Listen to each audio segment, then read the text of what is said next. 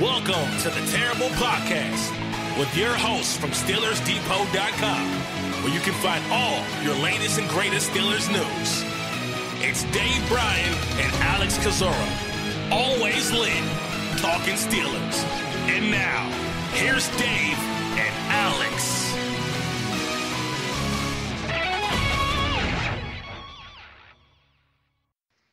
Welcome to the Terrible Podcast, Season 9, Episode 78. He's Dave Bryan. I'm Alex Kozora, SteelersDepot.com. Thanks for listening, Steelers Nation, on this Friday. Dave, how you doing? Happy Friday. We got all-star games this weekend. I'll end up watching both of them. I know everybody doesn't like everybody claims they don't watch the Pro Bowl, but when the Pro Bowl numbers come in, it looks like people watch the Pro Bowl. And, I obviously watch it just in case somebody sticks a microphone in front of a Steelers player's face and they say something that they should or shouldn't say and go from there. I mean, the games have been somewhat a little bit more competitive, I guess, in past years. But, boy, you missed it. You obviously weren't even born yet, but they used to have back in when I was a kid, they used to have some great Pro Bowl games. I mean, these things were played like it meant something, and that's not the case anymore. I think the NHL has done a great job with their All-Star game, kind of the way they mix things up and all like that, but and I would guess that the Pro Bowl of all the All-Star games is probably the least favorite. So why do you think it changed from a time before me, so let's say 30 years ago, where it meant something, to now where it's just meaningless? Because nobody wants to get hurt. They wanted to get hurt before? They sure did. I know. And I think maybe they needed the money. Okay. The little extra money that they would get was probably more relative to having maybe a full game check or something along the. I'm not sure exactly what it is, what it was. I assume money had a lot to do with it back then. But man, you go back in, if you can find some old Pro Bowl game clips, you ought to watch them. I was watching one from 2004, which I know we were referencing an earlier time, but that was a really crazy come-from-behind game the NFC had back then. I got to say, though, Dave, the stupidest storyline I think I've heard all year, and there's plenty of competition for that, is apparently people really care about Juju being a half hour late to a Pro Bowl practice. And let me repeat that. A Pro Bowl practice? That's apparently a storyline that people think is legitimate, and I'm just ready for games to end so this stupid stuff can just end for a couple months. Yeah, no, I got to admit, that little things like that, it's the Pro Bowl, okay? It's the Pro Bowl, and it's a Pro Bowl practice, which not much. We don't know what he had scheduled or whatnot. Who knows? Maybe he overslept or what have you. I am personally big on punctuality and time, sure. But I have one of those brains that rotate around having to be repetitious and on the clock and stuff like that. So that's why that is. And plus, my old man used to drill that into me all the time. So I can understand coming out of the Steelers season why every little thing like this is magnified. It doesn't make it right. I think it's a non-topic. What are they going to do, fining? And once again, this is the Pro Bowl here, so yeah, it's not a big deal. But I think in the shock ya, gotcha media that we live in, especially with some of these sports disc jockeys, and especially in Pittsburgh, which I don't know how people listen to the radio anymore. I just don't. When it comes to sports radio in Pittsburgh. But regardless, I don't find it a big deal. Yeah, I can't imagine having the energy to clutch my pearls over this. It's not like Juju has a history of this, and he might and probably does have a legitimate excuse, but that's that. Dave, moving forward, though, Senior Bowl game will be played tomorrow at 2:30 p.m. Eastern Time. I think the 70th year of the Senior Bowl in Mobile, Alabama. Kind of a weird week. Wednesday, they didn't have practice with the media. They had it indoors. Really had to kind of limit it to even just 2 personnel members per team. So it was just kind of an unusual situation there because of weather. But they practiced yesterday for day 3. Dave, I have a train going by here, I think, in a second. So any quick thoughts on your end of maybe what you've seen this whole week from Mobile, Alabama? Yeah, and I've taped what has shown. I haven't obviously made it back through it yet because of trying to dig a little bit deeper into some of these prospects tape, and then along with getting some content up and those kind of things. But there's been a few guys that I've said to myself along the way here that, man, I definitely want to learn more about this guy or that guy because I really think that they'll be in play for the Steelers there. And I think one of those could be that wide receiver out of Ohio State, that Terry. How do you pronounce his last name? McLaurin, I think. McLaurin. The Twitter machine was full of clips on him yesterday. It really seems to be a more polished route runner than what I've seen on tape. Getting some good separation in those practices on several of those drills that he did. He is a guy that you would expect to have, because of the practices that he's had, to have a great game Saturday at the Senior Bowl. And because of all the buzz on him yesterday, I went back and I wanted to look at as many big plays as possible of his. So I was able to track down his 11 touchdowns, his 19 touchdowns, and whatever the rest that equal up to, 20. I'm trying to look at a number here. I think it was 29 in total. So 19 touchdowns and 10 other plays that were 20 yards or over. Now, of course, some of those touchdowns were explosive plays there, but during his college career at Ohio State, that's how many big plays he had. A, either touchdowns or receptions, or B, explosive plays. And when you look at it, they're impressive without a doubt. And I have all those up contextualized on SteelersDepot.com the way I did David Seals a few days ago there. I invite everybody to go look at those. They're really easy to look at and look at the air yards. I mean, on those catches alone, his intended air yards were almost 29 yards past the original line of scrimmage there. So that's deep down the field. And when you think about those 29 different receptions, and not all of them obviously were balls that were thrown 20 yards down the field, because I included all touchdowns, and there were a couple of goal to go kind of situation touchdowns in there as well too. He only had 75 receptions for 1,250 yards and 19 touchdowns in 53 games played at Ohio State. So I guess my question when it comes to a player like him is, and obviously all I have looked at are those 30 targets and catches. Mm-hmm. But why didn't he catch more balls? I mean, he did have increased production along the way at Ohio State. Increasing in catches and yardage and all, but the question still begs, why didn't he have more? And I'm sure we have a lot of people who listen to this podcast who are Ohio State fans. So great, let's use them as a feedback machine here this next weekend. Send me an email, theterriblepodcast@gmail.com, and tell me why he didn't have more than 75 catches during his college career. It's a really good question. It's a really important question. Remember, we had this discussion with DJ Chark last year. That's funny you say that, because that's exactly who kind of popped in my head here. And I think he's going to be I think it's going to go along those lines with him.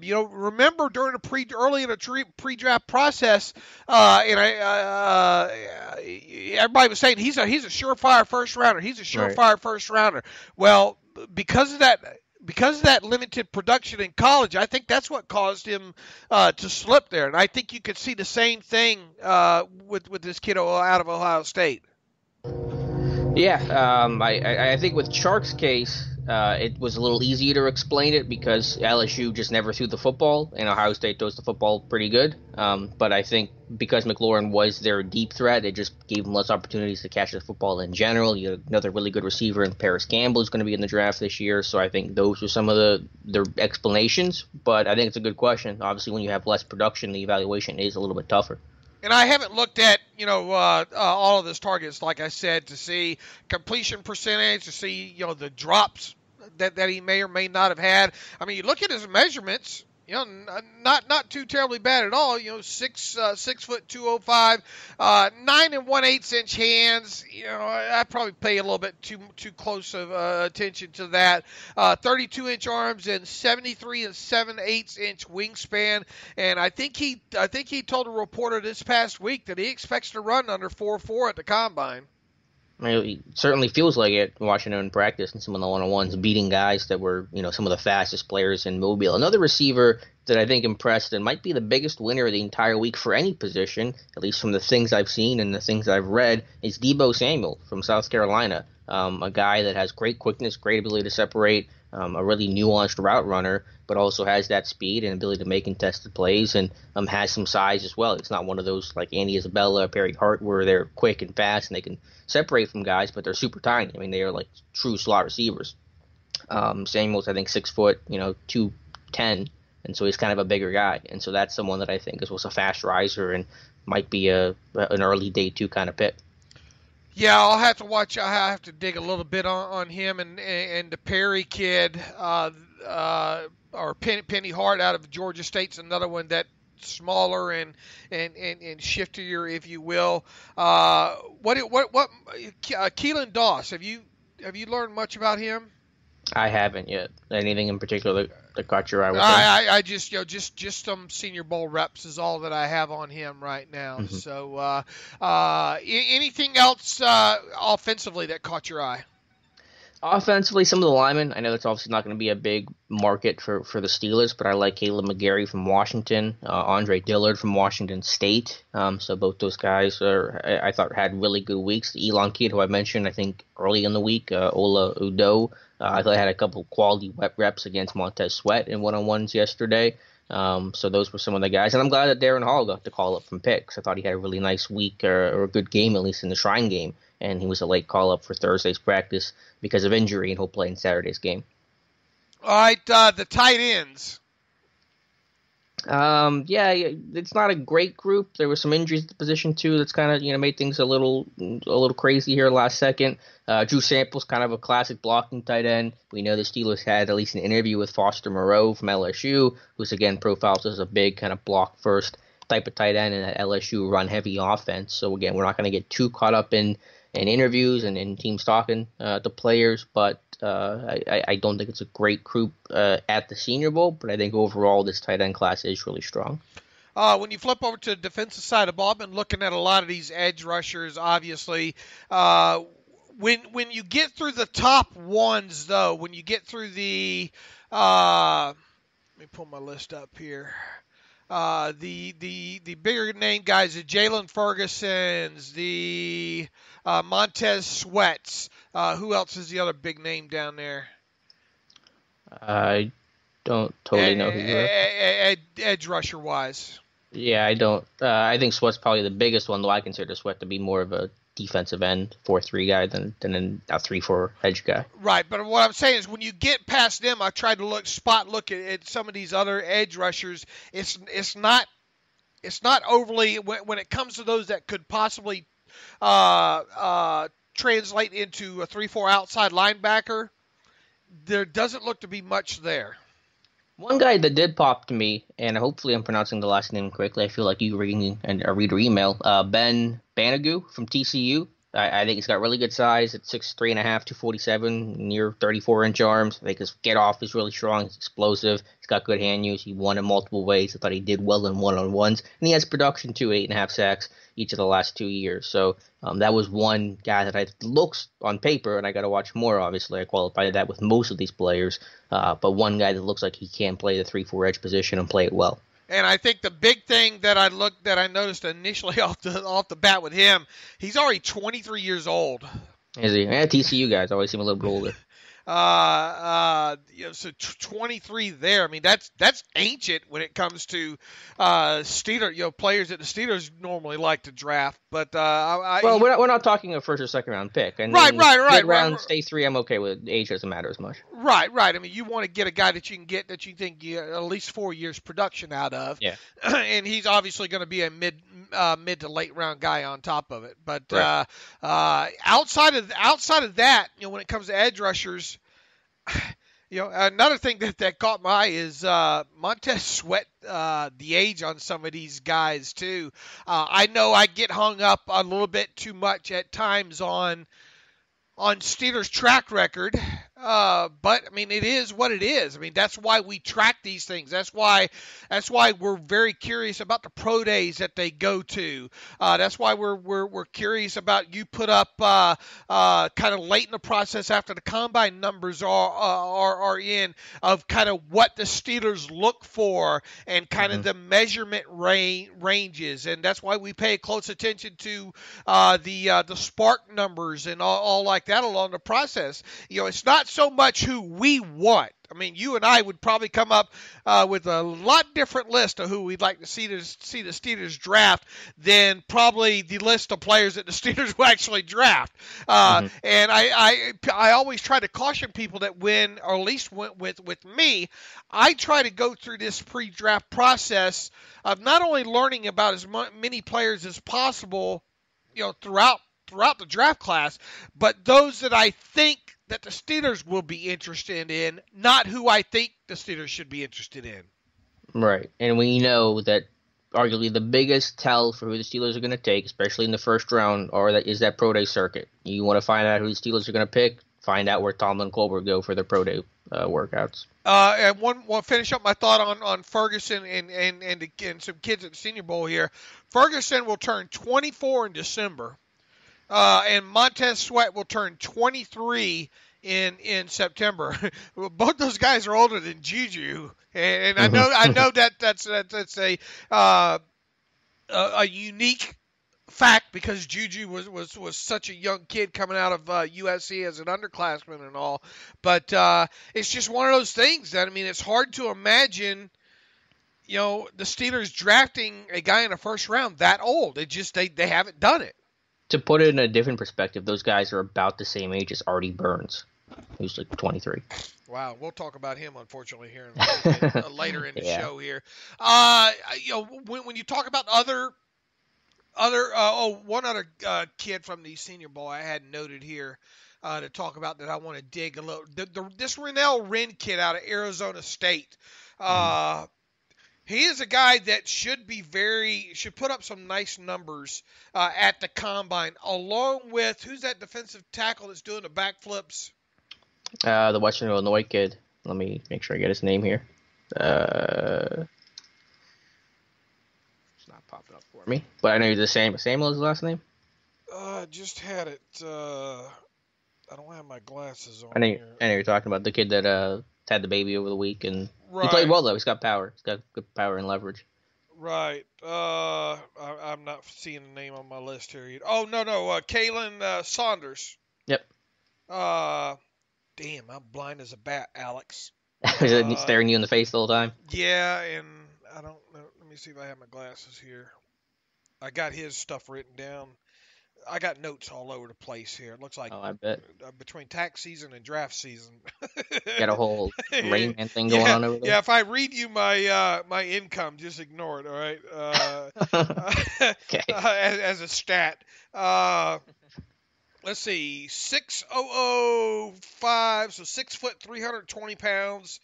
8 7/8 inch arms on the Western Illinois kid, 32 3/8 inch arms, so not long arms there. 78 and a half inch wingspan there on him.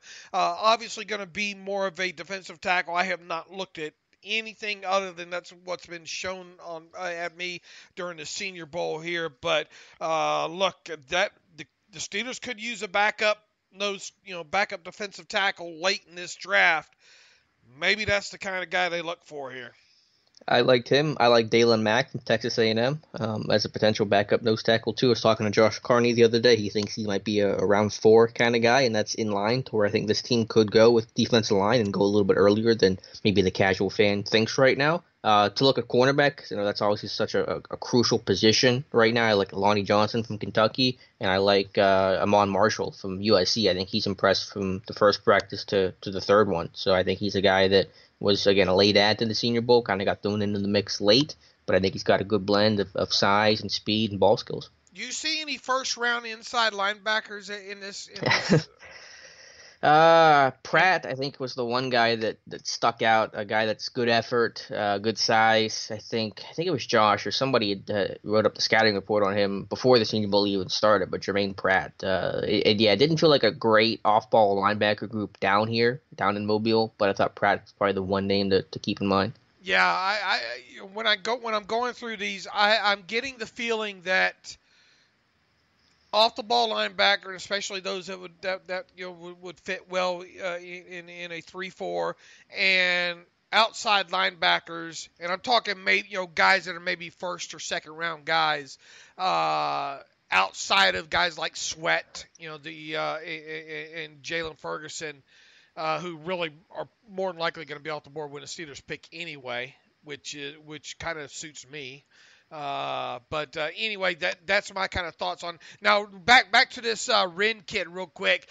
Not a lot of statistical production with him when you look at the stat line, and unfortunately with Arizona State games, I think you got to go to the Pac-10 website to get a good large selection of those, and then it's kind of pain to kind of watching those. I don't know how many we have of all 22 games on him in our collection this offseason either, but he is a name that I want to dig deeper into, because without a doubt the Steelers could use a guy. It looked like he played more, 3 to 1 tech too.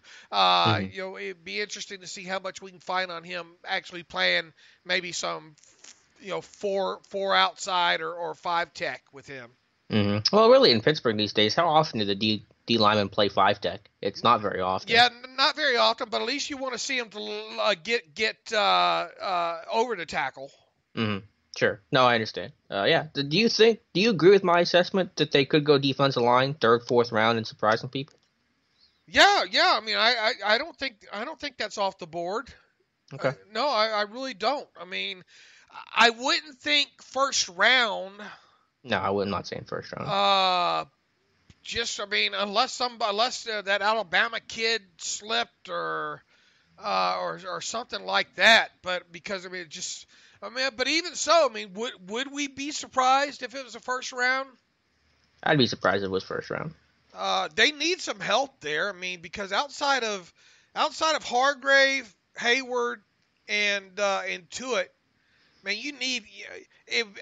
I have no problem with them re-signing Alualu for a minimum salary for him to start the season maybe in the same role he was last year. But boy, you sure would like to have a young guy right behind him. Yeah, I wouldn't go first round because those guys have to start and they got to play extensively, year one right out of the gate. But you're looking 3rd, 4th round, now you're thinking more depth, more situational, rotational, injury kind of guys. And I think that's a perfect spot to go with someone that can offer you some pass rush, because I feel like the depth is weaker in general, but especially in terms of pass rushers. So who you can have rotational nickel or an injury happens, and Lulu's not going to be that guy, and McCullers and Walton, they got to go. They just don't fit the mold anymore. So I think you got to find that rotational pass rusher with some size that can come in and get you some pressures. Do you think they would address both kind of the defensive tackle, defensive end spot and a nose, kind of a backup to Hargrave, or do you think it's just going to be one that can play up and down? I think ideally you go one and someone that has that versatility. I think more importantly, maybe defensive end over nose tackle, but I think you try to find someone that can do both.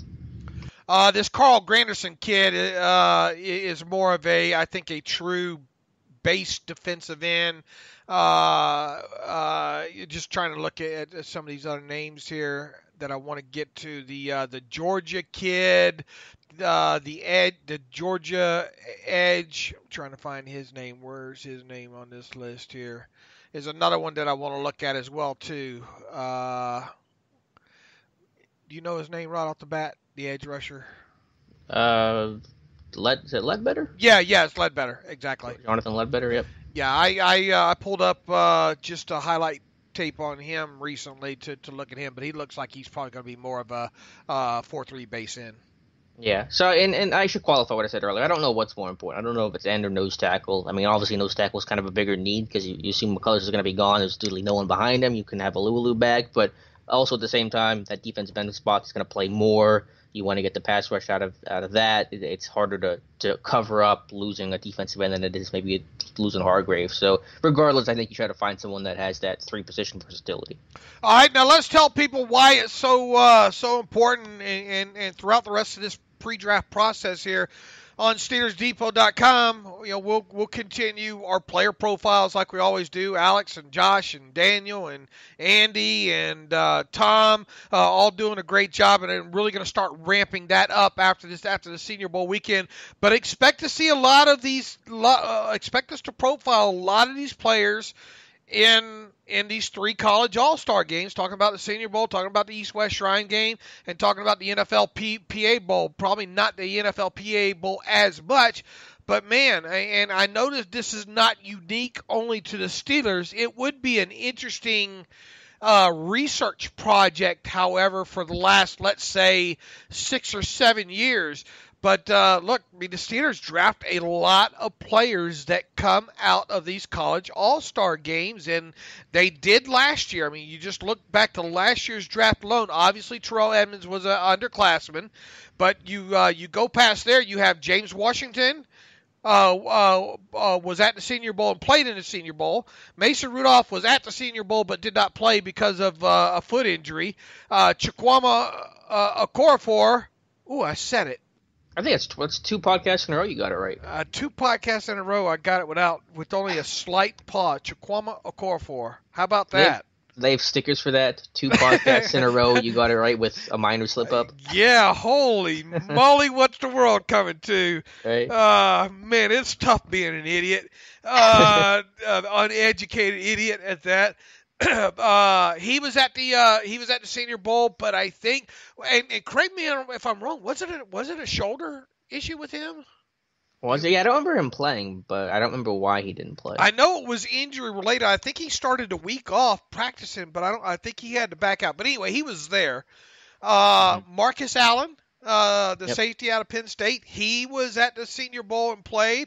And Jalen Samuels, let's face it, none of us saw Jalen Samuels being the pick for the Steelers last year. He was at the Senior Bowl last year as a running back. And Joshua Ferguson, the 7th round pick, he was invited to play in the NFLPA Bowl, but he didn't get his paperwork in. I think it had something to do with him getting ready for, the national championship game and all like that. But he didn't get in there. So 5 guys last year came out of the Senior Bowl from the Steelers draft class, and I wrote about this obviously on Thursday. And it's not the first time I've written about this, but it's kind of a re-emphasis with having the 2018 draft class now included in it. You go back through, and I dug a year deeper, go all the way back to 2011, and man, I mean, at least 4 players at minimum, 4 players a year dating back to 2011 have come out of the college all-star games. So, I mean, the Steelers put a lot of emphasis on that, and when you consider that, 5 out of the last 6 or 6 out of the last 7, where's my numbers here? 5 out of the last 6 first-round draft picks have been underclassmen, so obviously those guys aren't going to come out of the college all-star games. That's a good place to start. And in other words, after this weekend, definitely you and I should be able to whittle down a nice selection of players that we think could wind up being Steelers draft picks. And to be a little more specific, because the All-Star game is such a wide net, in the last 8 years, you went 2011 to 2018, there's been at least 2 players every single class drafted from the Senior Bowl. So you want to talk about, how important that game is. 2 players from each draft class the last 8 years have played or invited to the Senior Bowl. And remember, this year, the Steelers sent the whole staff down there. Last year, they were at the Pro Bowl, so they weren't even there for this stuff. And so imagine how much more exposure they're going to get by being there every single day talking to these guys personally. So I would expect 2 to 3 names minimum from a good class at the Senior Bowl. It's a good team, good roster, both sides this year, to be selected to become Pittsburgh Steelers. Yeah, so start combing those, the East-West, especially the East-West Shrine Game and the Senior Bowl rosters, and that's what we're going to be doing. And like I said, when you eliminate the guys you think that are going to be out the board, B, the players that just aren't fits for one that aren't fits, whether it be scheme or what character or what have you. It's not going to be hard to pull another probably 10 names off of each roster. You can probably eliminate the quarterbacks. Yeah. At least I hope so. This time around, what do you think about running backs? Should we be looking at? I can't. Yeah. Day 3, I think it's possible. 6th, 7th round. You think it's possible? Okay. Sure. Tackles? More unlikely, assuming Gilbert stays, but I guess we have time to see how that situation plays out. But other than that, I think all positions are going to be on the board there. I guess what I'm getting at is like I just said. I think after this weekend and definitely after the next 2 weekends, we ought to have a nice. You and I should be able to put together a nice 20-name list that the Steelers will probably pick from. Yeah, definitely. So, because the nice thing about Tallman and Colbert being together for so long is you see their tendencies. You kind of know how they operate and how they tick and what they look for, in both positionally and spark scores and all the things we talked about. Dave, one other prospect I wanted to talk to before we kind of transition to Steelers.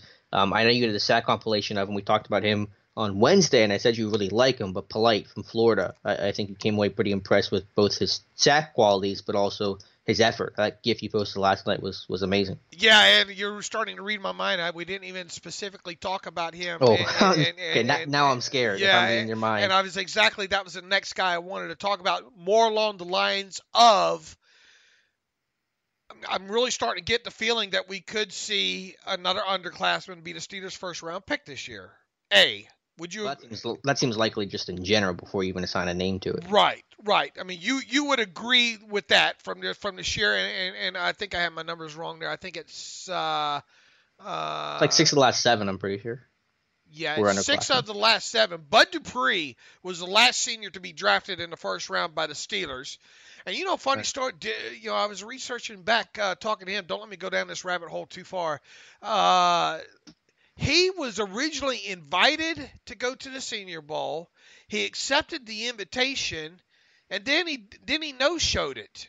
And I don't think they ever. Was Savage still the Senior Bowl director? I believe so. He was doing this for a while. I think he even cautioned people that we're not sure why he no-showed us at the Senior Bowl, so people might want to look into that. So that and I don't think we ever really learned why Dupree no-showed the Senior Bowl.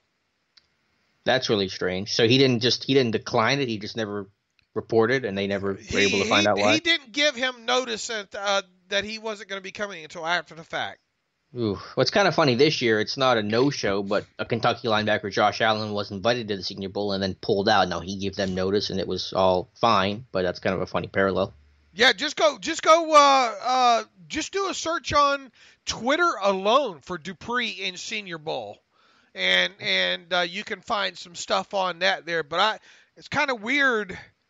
I don't remember that. I remember him obviously not being at the Senior Bowl, but everything else, about. So I don't know. I mean, I don't know if there was a red flag. I don't know if he got some bad advice late, saying, "Look, if you go to Senior Bowl, you might not be a first round pick." Mm-hmm. That kind of thing there. But interesting story there. And it's funny, real quick. I'm sorry to interrupt you. I searched it because I was curious myself, and I guess he did technically decline it, but it came late. And Phil Savage at the weigh-ins would always get after guys that didn't show up. That was kind of a pet peeve for Savage. And apparently he said, scouts should dig a little deeper, including Bud Dupree and Kevin White. And we've kind of seen how those careers have gone. So it's a kind of interesting note. 2 guys that didn't show up, and 2 guys that haven't had the best NFL careers. Right. So, and that's exactly what I wanted you to look at right there. So, interesting factoid there. The other senior before Bud Dupree, obviously, the Steelers drafted in the first round, Cameron Hayward, and he would have been at the Senior Bowl that year, but he had elbow or He had some surgery that was played at the same time there, or else he would have been at the Senior Bowl that year.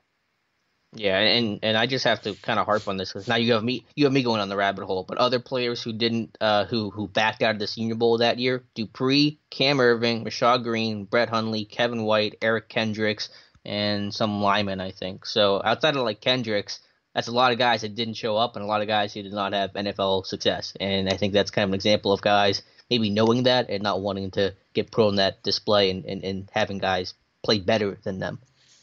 Don't accept the offer. You're not going to go. Don't accept and then not go.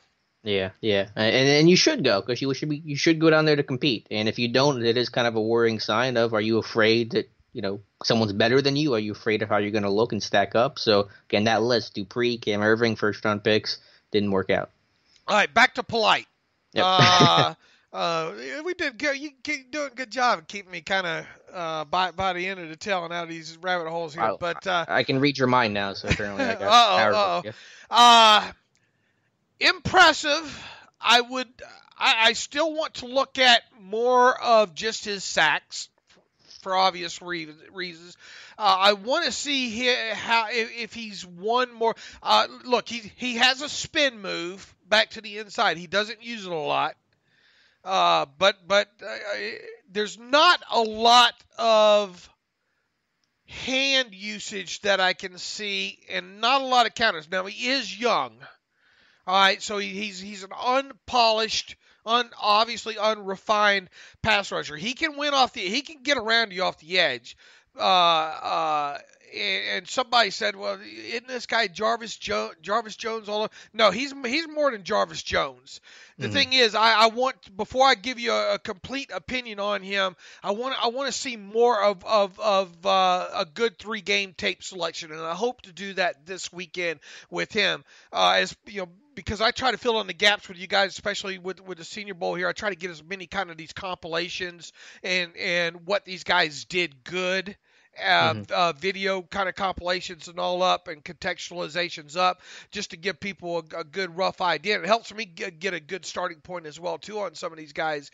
But I mean, I like what I see on him. And boy, that clip that I posted on the Twitter feed last night was a 2017 game against Tennessee, and he shoots inside. He gets a little bit fooled there on kind of like a zone read, if you will. The pass goes back behind him. He turns around and gets downfield and gets ahead of the player some, 20 yards downfield? Even more than that, I think, 25, 30 yards. And he makes the tackle. Yeah, great hustle play. It is an awesome effort play. Obviously you don't like the outcome on the play, so it's a negative from the aspect that he got fooled in the first place, but he got downfield and made a tackle, and those are the type of things I think that you look for on tape. And I think when you go back and I started late last night to go into kind of his character and kind of backstory with him and all, he looks like a good kid. Now my only fear is with him. Any idea what my fear is with him? Quality of sacks? No. I mean, they could be better, but I mean, there's some. He's got some strips in there too, and boy, can the Steelers use somebody that can rip the football out, right? What's your fear? The overall height measure. I worry. Is this the next Carl Lawson? Oh, the 1-year production. Is that what you're worried about? Was the fear with him more 1-year production with Carl Lawson and maybe the health background with him, as opposed to a tweener type like Polite? Yeah, I don't think the size. When is he listed? 6'2", 242 is what he's listed at. Yeah, that's not fine. I'm okay with that. I know you're okay with it. I know I'm okay with it. But how many times do we see these kind of tweeners go in the first round? Yeah, I mean that's fair. But if the guy can play, go back to the Carl Lawson thing and go back. I mean, look, what was Mack? What was Khalil Mack coming out of the combine? What do you mean, his size or? Yeah. What? I mean, Okay. he was a tweener though, right? More. No, I guess 6'2.5", 251. Right, exactly. But I mean, you're going to be hard pressed to go back through, I think, the last 5 drafts or back even as far as Khalil Mack and find a guy under 6'3", tweener type that's gone in the first round, right? Well, I can try to find that out. I guess the Pro Football Reference has a nice kind of combine index that I can try to look up. So 6'3", how many inches is 6'3"? Like 75, so 70 below 74. Anyway, but if the guy can play, the guy can play. Right. I mean, if the guy can play, the guy can play. But I mean, how many times do we see that? I don't want to fall into another Carl Lawson trap here. Sure, I understand. And a guy like Polite's going to be an interesting guy he should do well at the combine. You would think. No, you should. And I think that is a name that will ultimately be in the mix for Pittsburgh at pick 20. I don't have as many reservations. I got to watch more, but I just think knowing based on where his draft stock is and the talent and the things I've seen that he'll be in that mix. Brandon Graham was a first-round pick back in 2010. Hassan Reddick was 6'1". Timmons was kind of an edge off ball, and he was a Steelers pick in 07, Tomlin's first ever pick. What was Brandon Graham measurements? Now he was more of an end, but he was 6'1", 268. A little bit bigger. But he was considered a either or, edge, down lineman guy. Larry English in 2009, I know he was a bust, but first round pick. Jarvis was 6'2", apparently, so he was a shorter guy. Right, and I guess we're getting to the same spot here.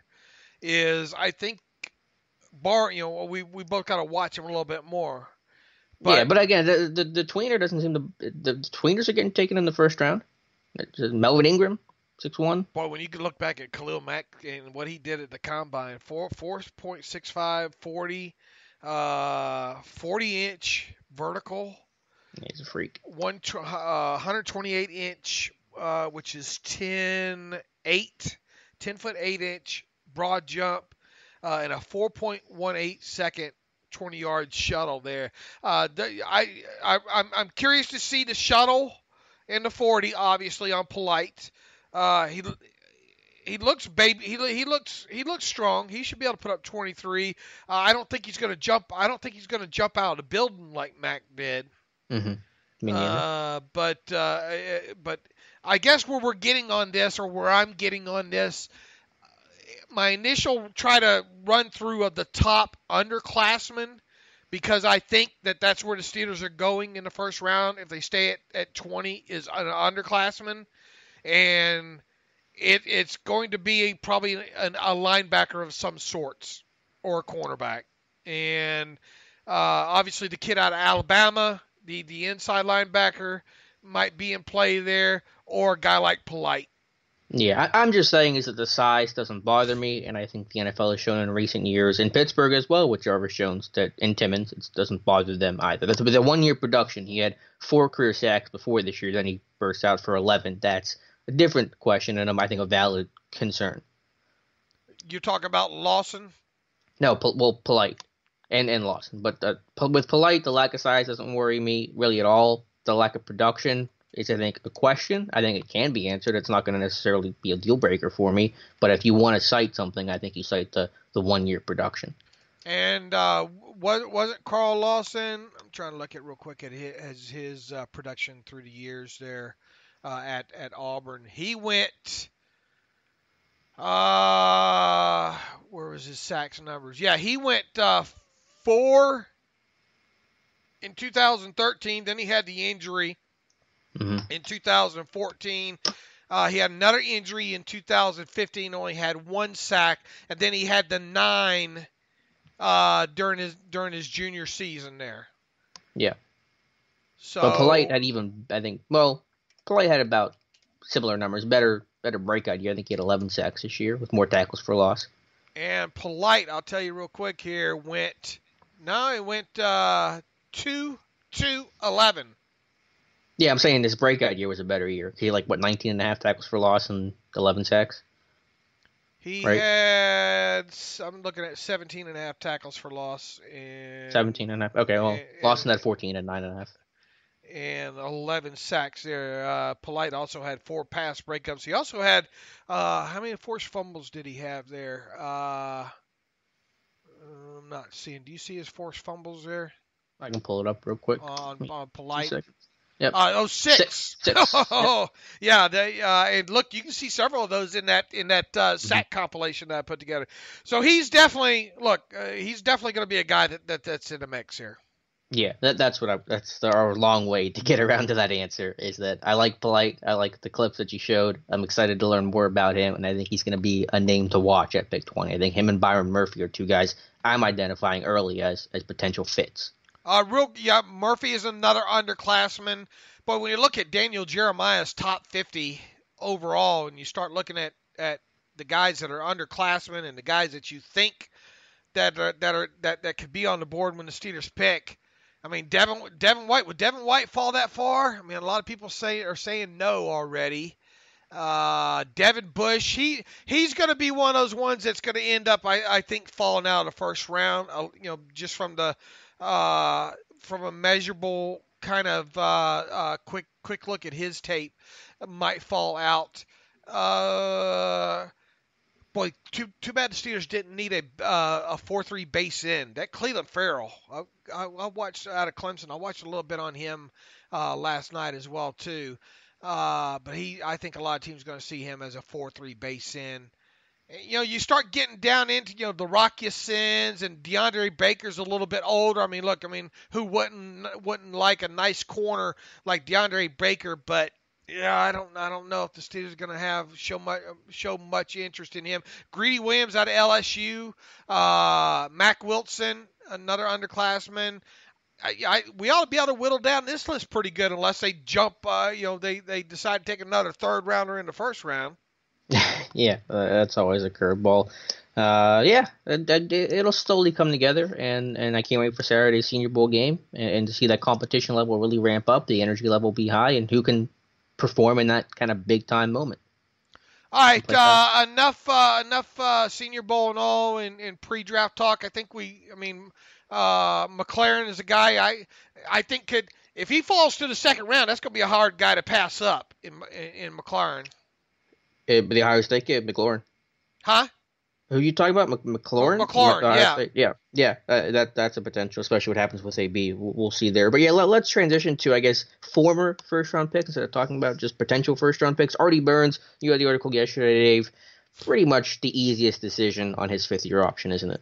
Yeah, I don't think I'm breaking any news to listeners on this one, but it was time to, a year ago at this time, we were writing and talking about what are the Steelers going to do with Bud Dupree in that fifth-year option, and there weren't many, I don't think, that were for the Steelers picking up that fifth-year option. There were some arguments to be made for it. I think most of the arguments were against the Steelers doing it. However, I think there was some section of us who thought there was an outside chance they were going to pick it up, and they did. Now, when it comes to Artie Burns this year, and they have to make that decision by the first weekend in May, I don't see how. I mean, you want to talk about there being a little bit of discussion maybe last year with Bud Dupree. I just do not see how there's any discussion whatsoever that they should pick up Artie Burns' fifth-year option. For one thing, that fifth-year option probably going to be coming over $10 million. When you look back at last year and what all transpired, he started 6 games. From the bye week on, he played all of 15 defensive snaps. He played 15 more defensive snaps than you did, Alex. And 10 of those came in the win over the Panthers late in that game. He did play nearly 200 special team snaps, but You know, he had like 2 or 3 special teams penalties included in. He had like 9 total penalties for the lack of playing time that he had last year. He had 9 total times he was flagged, and that tied him for the team lead with Dupree. Haha. And I know a lot of people are saying, well, just go ahead and cut Artie Burns right now and be done with him. Okay, I get it. I see where people are coming from on that. But really, is there really a need to cut him now? He's due an $800,000 roster bonus this offseason. Supposedly, that is not due until like the 3rd practice of training camp. Okay? So, why not carry him through the offseason, see if maybe he can get his head screwed on right, see what you get in the draft, and then maybe make a decision either right at the start of training camp or obviously right before the season starts. But the long and short of it is there is absolutely no way the Steelers should pick up the 5th-year option on Artie Burns before by the May deadline. And if they do, people should be double irate what they were last year. Right. It should be the shortest conversation. It shouldn't even be a conversation. It should just be understood at this point that you're not going to pick it up, and you see what happens in camp. And Burns could have a good camp. He said the last 2 years he's had solid training camp performances, but they haven't translated to when the games matter. And so that's at this point there's just really no hope. How close is he, or what's the battle for the worst Steelers first-round pick since Kevin Colbert took over? It's Jarvis or Artie, isn't it? It's got to be, right? Wow, that one's tough. They were both arguably bad selections at the time. Look, Bud Dupree, people are going to say blah, blah, blah. It's not Dupree. No, he had 20 career sacks. Jarvis had like 7, and Artie is Artie. Which is worse? Who played more? I think Jarvis played more than Artie. Well, he did. I don't know what the snap. He did? I think he did, yeah. Now he did miss a lot of that, was it? Elbow. Shoulder or elbow or whatever, wrist or whatever. He missed games that one season there. It was put on, designated IR or whatnot, and then came back later in the season and really didn't help out much there. But I still think overall he's probably out-snapped Artie. Yeah, I'd lean Artie just because I think he was more harmful playing the position that he did. I guess an outside linebacker won't be as actively harmful as a guy that is just lost out there. And Jarvis played a little bit more, and he did beat Joe Thomas that one time, and I think he had a sack in the Bengals. He had a sack in that Bengals wildcard game, maybe forced a fumble. I'll lean Artie right now, but I guess I have to think about who sucked more. I'd definitely go Artie. I don't think there's, and I think you brought up a great point. Which one hurt you the most when he was on the field? And last year alone, 4 touchdowns allowed, like 17 receptions on 24 total targets for 281 yards and 4 touchdowns, and that was just in the first 6 games. Mm-hmm.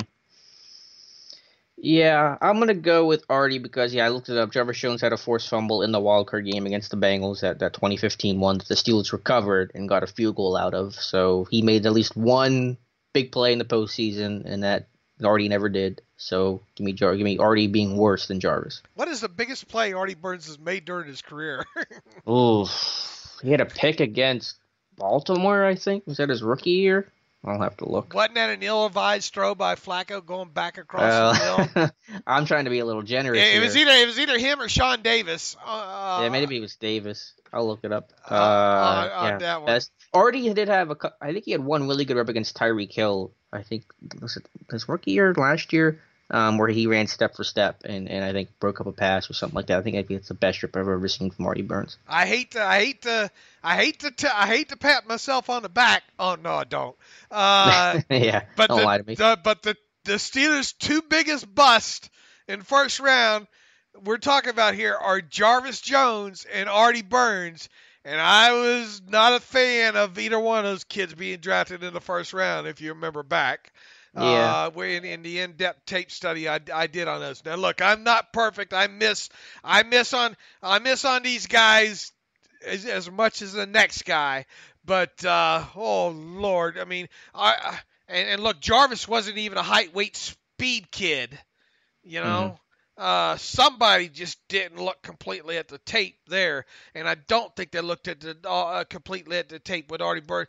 Speaking of which, I mean, the scouting department really's got to do a better job, I think, moving forward. Someone tweeted me yesterday, the Steelers, this draft is the one the Steelers really need to nail, top to bottom. And no, I don't want to go that far. I mean, look, you want to see the top 3 picks, right? The top 3 picks are the ones that you want to see, you know, at least 2 of the 3 nailed, and the third one be a kind of a productive player, if you will. They obviously look like they're got that way a couple of classes ago with Juju and all, with that class there. The jury's obviously still out on last year's draft class here, but yeah. I just wish they'd take a look a little bit more than just a spark score. Well, it's funny because they were both misses, Jarvis and Artie, but for totally different reasons. With Jarvis, you got a non-athlete with production, and with Burns, you got a great athlete with no production and huge, both in net concerns. So it's not like they've identified, in those cases at least, the same dude twice. They're two totally different ends of the spectrum. And they missed on both because they went too extreme on each end. I don't think either one of them had. Well, I know Artie doesn't.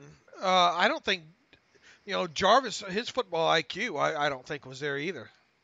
Yeah, that's harder for me to say. It was better than Artie, but that's kind of a low bar.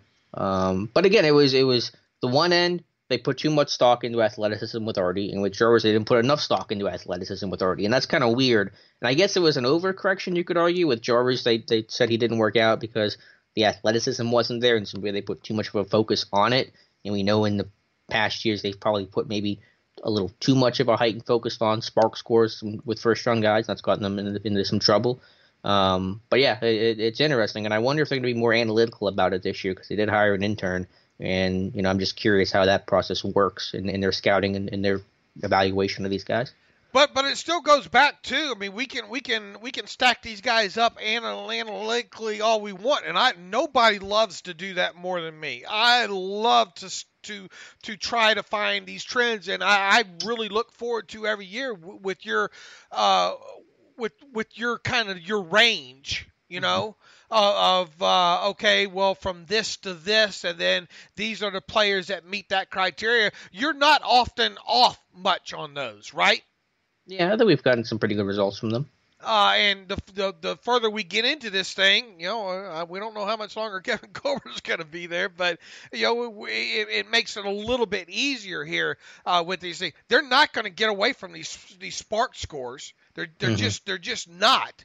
Now the thing is regardless how much we like these stats and these measurables and these analytics, you got to go back and watch the tape.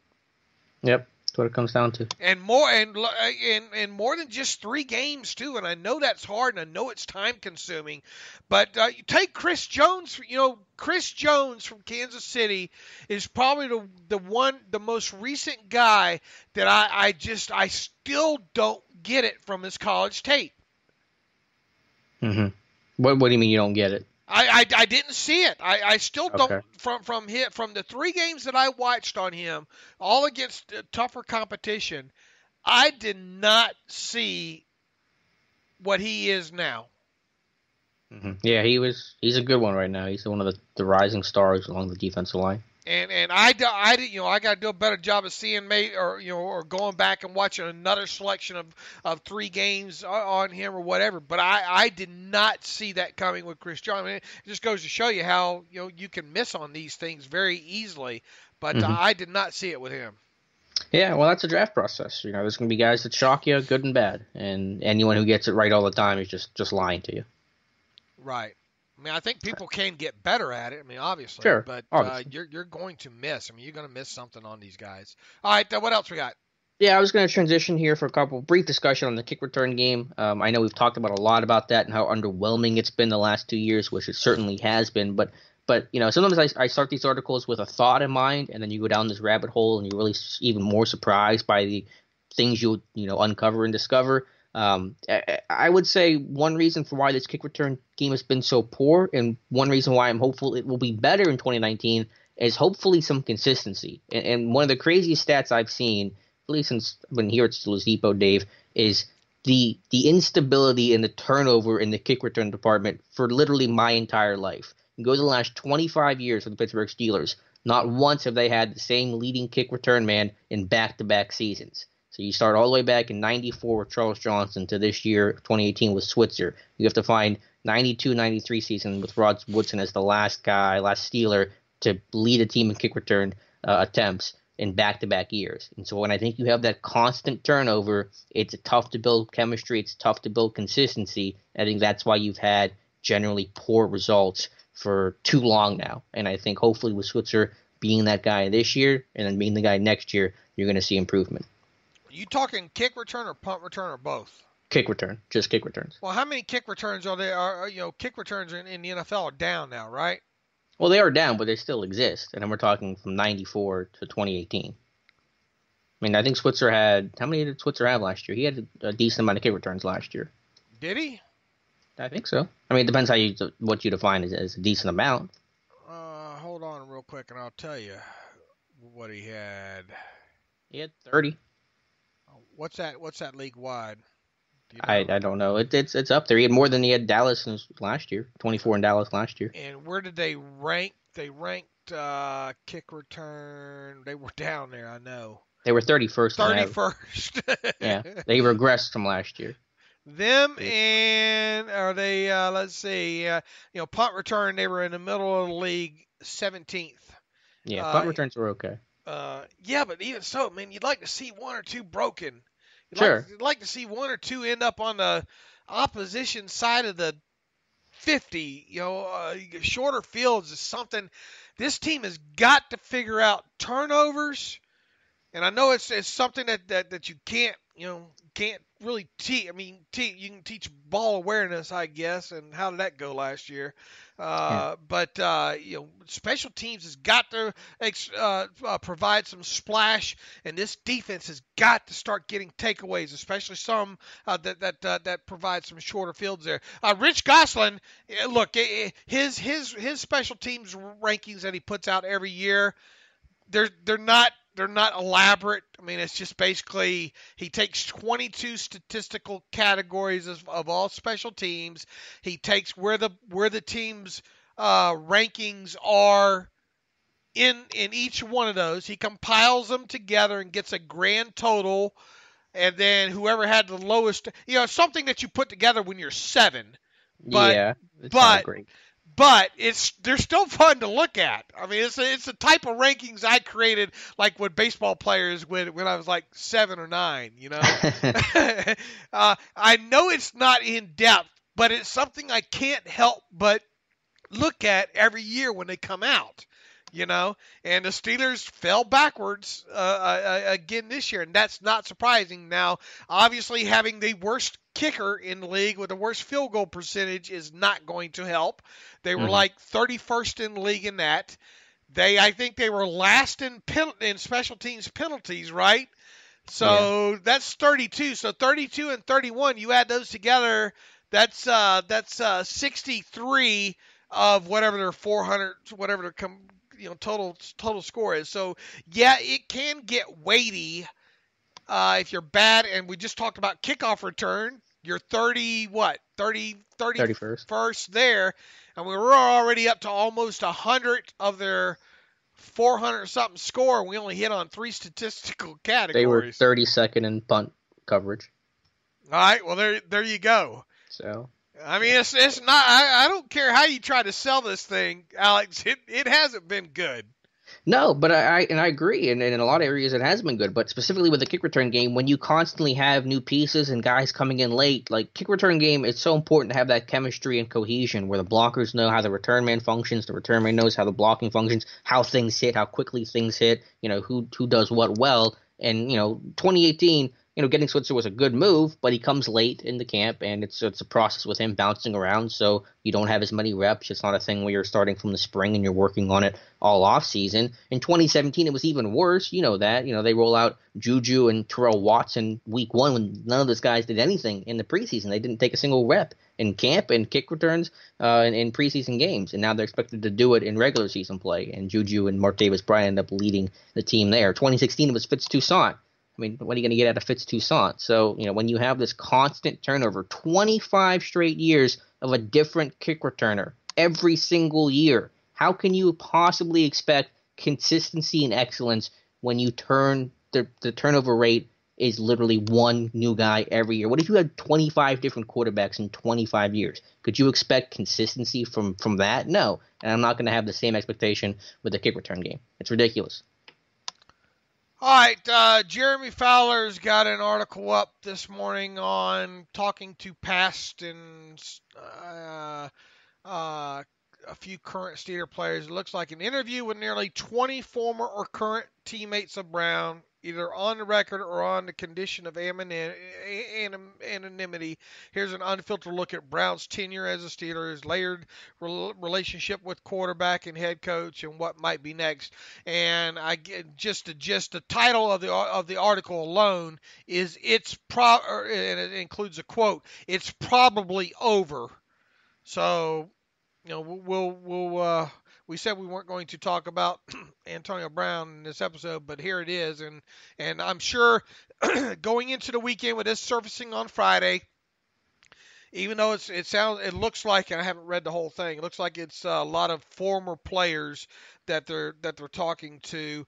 I think the talking point that we're going to see on the major media once again throughout the weekend is how the Steelers and AB are going to part ways.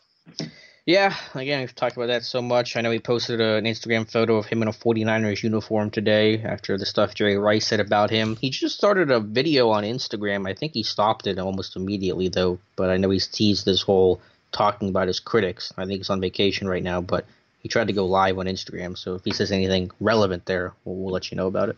Yeah, and it's just, unfortunately, this is just something we're going to be talking about for 7 more weeks, I have a feeling like. All right, what else do we have here?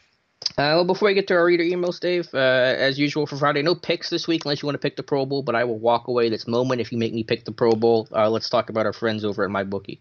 Absolutely. The NFL playoffs are here, Alex, and it's time to get in on the action with mybookie.ag. Don't be that guy or gal with no rooting interest in the Super Bowl as your relatives or friends sit around watching the big game. Not this year when 53rd Super Bowl is right around the corner, and they just released, oh, Lord, the huge list of props.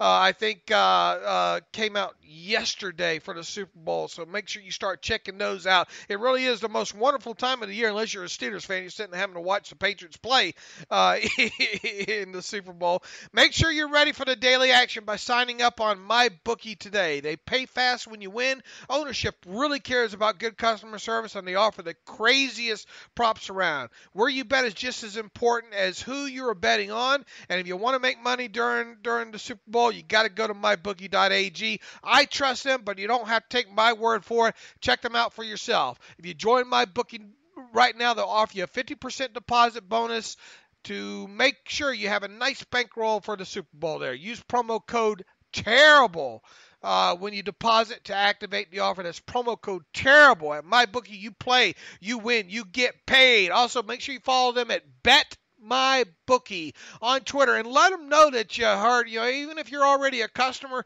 and using them, or even if you're not, but you're thinking about it, get on Twitter and let them know that you heard them on the Terrible Podcast. That'll help us out that way as well too.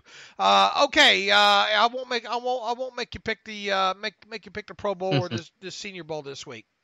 Thank you very much. All right, real quick, BJ Pugh writes in, Dave and Alex, first, carry greater than faith. I'm not answering this question. Look, man, two gorgeous women. I have to go with him too. Carry over faith there. If there was one player in the league that the Steelers could sign to turn the defense around enough to be a Super Bowl contender next year, who would you sign? I don't think one player. I don't think you're talking about one player here. Is this a free agent or a hypothetical? I'm Anyone guessing. off the roster? Yeah, it says if there's one player in the league that the Steelers could sign, I guess could sign would mean they're signable. I mean, if you could get a C.J. Mosley, I know that's the name that's talked about so much, that'd be great. But as we've discussed, I don't think there's a chance he hits free agency. I think they get a deal done with him, or at worst, they tag him. Yeah, I do as well too. I mean, Patrick Peterson's under contract. I mean, it'd be great if we're sitting here talking about a trade for Patrick Peterson. I just would more like to see another experienced corner opposite Joe Hayden than I would another one brought up through the draft. Mm-hmm. Yep. So maybe if something happens with Chris Harris in Denver there, something along those lines. But I don't think one player is just going to do it for you. You know, I mean, it would help. Don't get me wrong; it would damn sure help. But I don't think one player would do it for you. Michael Taminga. Hi, Dave. Do the Steelers have the option on the table to avoid any of Antonio Brown's guaranteed money in response to him going AWOL? It's hard to imagine with how team-friendly the Steelers' contracts typically are that they have no clause built in that prevents them from having to pay a player refusing to do his job. I guess technically they could have gone after part of his paycheck, that last paycheck, or part of that part of the signing bonus related to one game. But that's not. Is it really worth it? Outside of that, there's nothing else. I mean, he's already been paid his signing bonus, his roster bonus. I don't think his $2.5 million roster bonus that's due him in this coming March, I don't think that can be affected with what he did here recently. So I don't think that's possible. Look, they're going to try to probably trade. If they do try to trade him, they'll try to do that before they pay him that anyway. So no, I don't think there's anything. If you want to be a big but, didn't Art Rooney say in a recent interview that he basically satisfied everything that he had to do he said technically he hit the bare minimum of the requirements. Right. So yeah, I'm sorry, there's nothing they can do there. And boy, if you want to talk about straining relationships with a player, you go after touching his money, even though that's probably like him losing a $5 bill. You just stay away from that right now. We're going to have our answer in 7 weeks. Yep. Plain and simple. Paul Brown writes in, judging by his email, too, he might be a Purdue fan. Dave and Alex, first of all, love the show. Appreciate you guys putting in the hard work. When many wanting to change the rules to make PI reviewable, I fear we're going to extend the game even longer, and we'll see, in my opinion, more calls. Before any changes are made, the NFL needs to clarify, define what they are looking for during the replay if they make it reviewable. Also, I'm in favor of making a pass interference a 15-yard penalty if we're going to make it reviewable. I guess he's talking about that instead of not spot a foul. I feel the current rules, it's near impossible to be an NFL corner. They need some help. Yeah, look, I mean, the game. They're talking last night. I was watching the Dan Patrick Show recap, and Mike Florio was on there. And I think the big thing heading into Super Bowl week is Nickel Roby-Coleman going to get fined for the helmet hit? Yeah, that's a good question. If you fine him, you're admitting what a world of problems there are there. Go ahead. I think one interesting thing, and you saw Ben Watson's comments yesterday, and I don't think Watson was calling for the insane idea of let's redo the game. Like, people floated that idea, that's not going to happen. But Watson makes a good point when he says, why hasn't the NFL commented on the situation at all? We've seen no statement from Goodell, from the league, about what happened. And that's unexcusable to me. You have to make some sort of comment about, just admitting that you got it wrong and you're going to fix it or try to fix it is enough for me. But to just hide for a week now, that's unacceptable. And I know a lot of people don't like Mike Florio. I get it and all like that. But he also brought up one other interesting element in that conversation with Dan Patrick. He says, we have the Senior Bowl coming up. I mean, the Super Bowl coming up. Obviously, the 40-minute State of the League address by Roger Goodell, where he takes questions from reporters. There just needs to be no preamble, no nothing. There just needs to be a simple, no wiggle room question for Roger Goodell, and that should be: did the officials blow the call on that non-call? That's all it needs to be. And if Goodell tries to wiggle around, then immediately someone needs to follow up on that. But he needs to have his hands held to the fire, and he needs to give us the answer that we already know. And then he needs to give us what can kind of be done about that. Yeah, that's fair. I think you got to hold the league accountable, and they've just been trying to run from this for 5 days now. I mean, we all know what the answer is. Yeah, the answer is yes. But it's just interesting to see if Goodell will say it in those blunt terms, which he probably won't apply. Say, well, it's a tough job, and then I'll just turn the TV off. John Caldarelli writes in, typical Steeler fan, I remain frustrated over the Le'Veon Bell holdout. I loved him as a Steeler and regret his potential loss. No doubt top 5. Let's see. Steelers can still control the scenario, play poker, and send a message to Bell and other teams. We will not lose our players without proper compensation. Using the transitional tag for control and match the offer or make that commitment. The worst outcome would be 3 great running backs, 2 of which could be blah, blah, blah. The transition tag, you remain in the game to then possibly trade Bell to interesting teams. Okay, what he's trying to say here is you just stay in control of the situation. And one thing that Kevin Colbert has said in the past, almost at every combine when he meets with the media, is we control what happens with the player. We control, and talking about tags and transition tags and stuff like that. We control what happens to the player.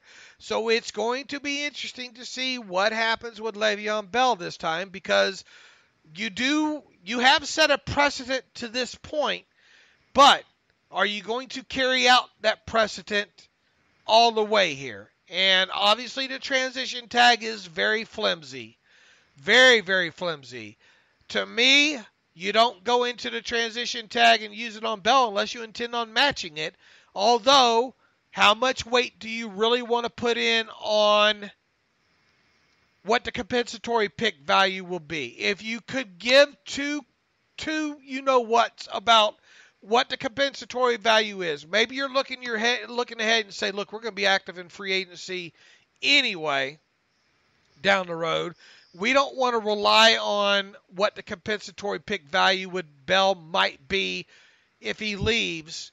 Then you go ahead and you legitimately want him back in Pittsburgh in 2019.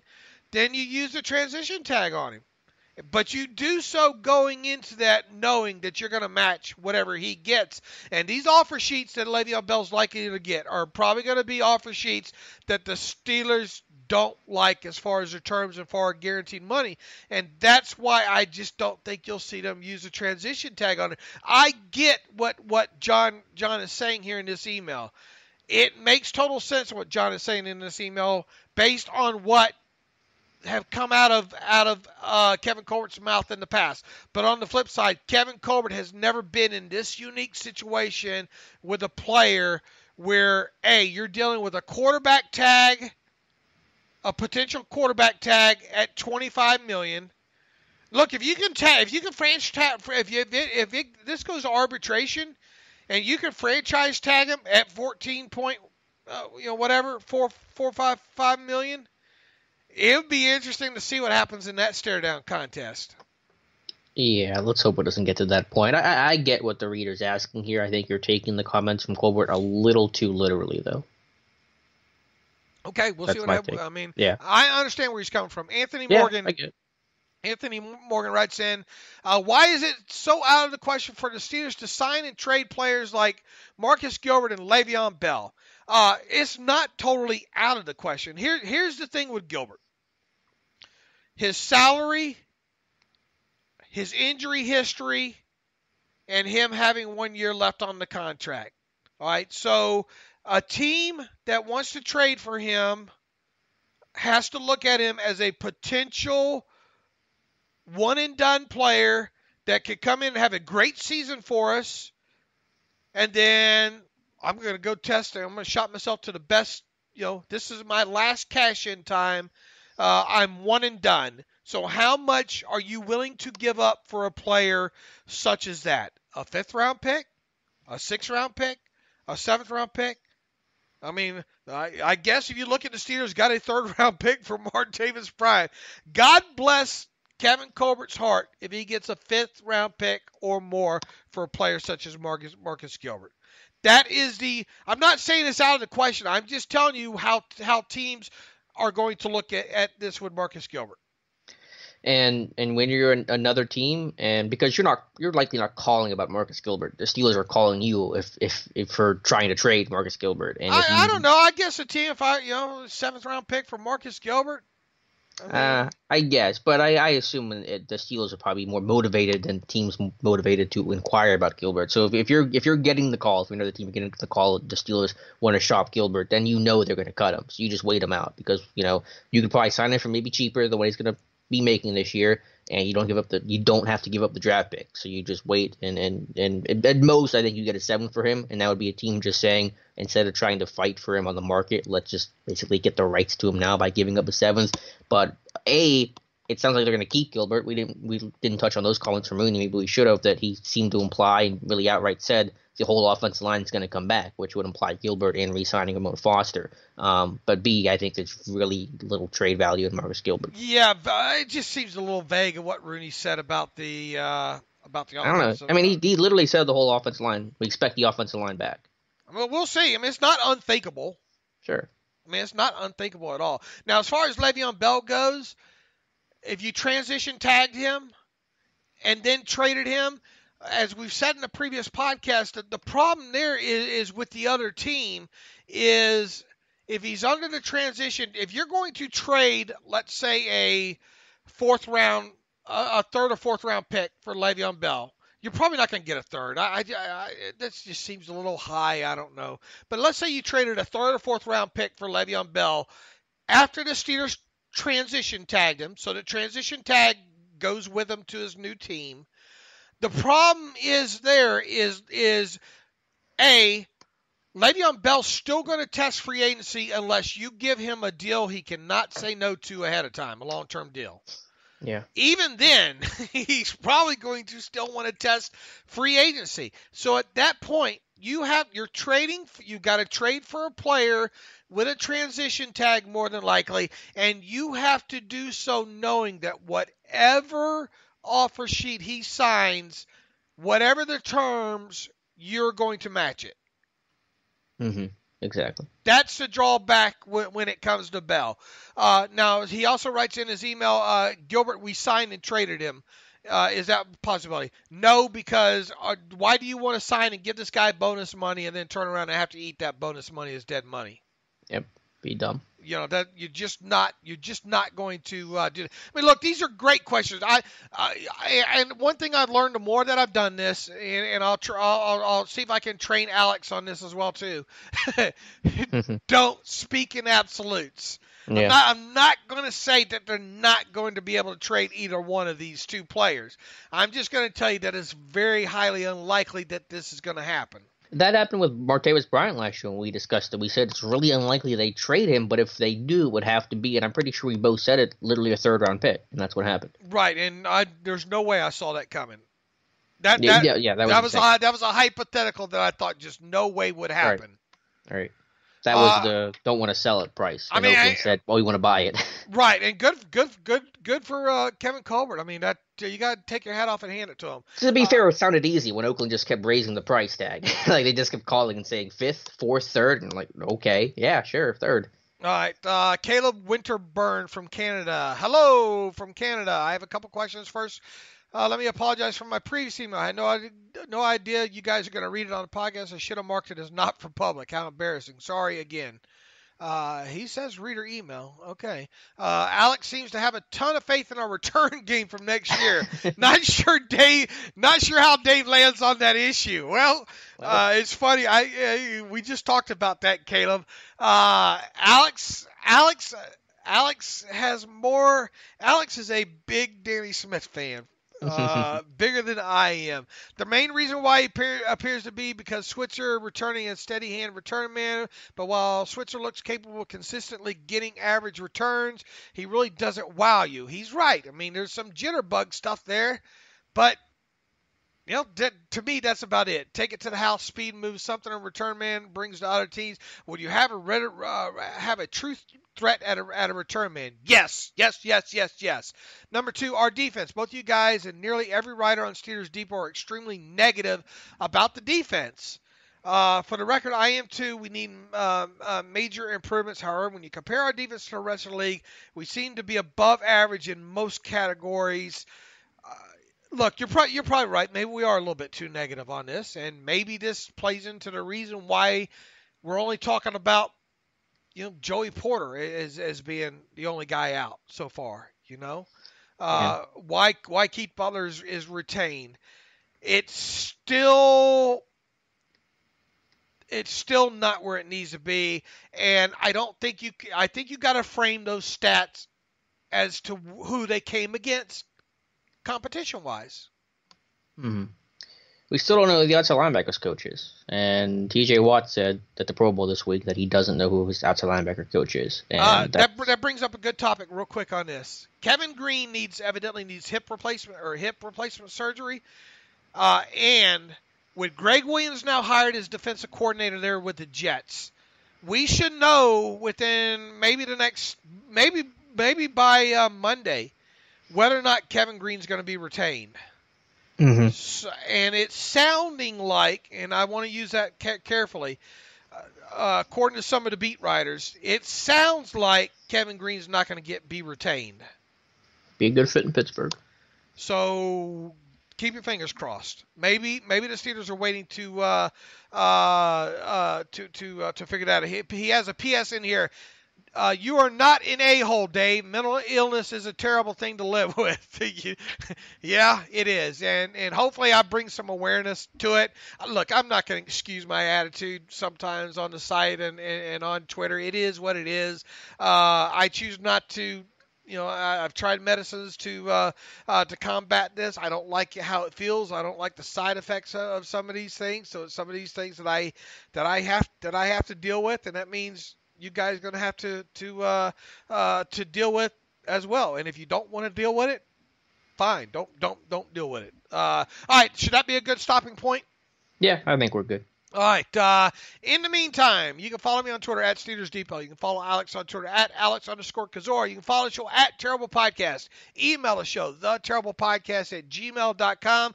If you like what we do and you want to donate to the cause, please go to SteelersDepot.com, hit that donate button, upper right navigational bar. If you like what we do and you don't want to give us any of your hard-earned money, you can still listen to the show and read SteelersDepot.com. If you want an ad-free version of SteelersDepot.com, go to ad-free upper right navigational bar. For $25 a year, you can do both. You can get an ad-free version of the site, and you can help us out on the site as well, too. And we put that money to good use as well. We'll recap the Senior Bowl and the Pro Bowl and whatever else AB has done or hasn't done on Monday. As always, thanks for listening to the Terrible Podcast with Dave and Alex.